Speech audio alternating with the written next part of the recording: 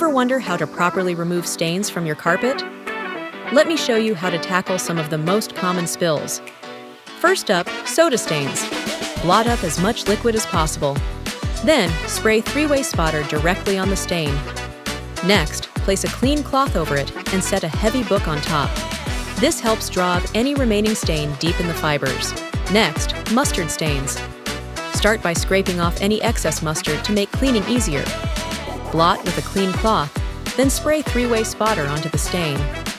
Use our handheld carpet rake to work the cleaner deep into the carpet.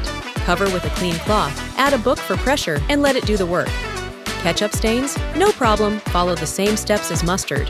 Scrape, blot, spray, agitate, and let the cloth and book absorb the stain. For dirt and mud, first sweep or vacuum up any dry mud before you begin. Then spray three-way spotter and use the carpet rake to loosen up dirt in all directions. Cover with a clean cloth, apply pressure with a book, and let it pull out the stain. And finally, for a fresh, residue-free finish, rinse your carpet with Aslett Carpet Rinse. Use a carpet spotter or extractor for the best results.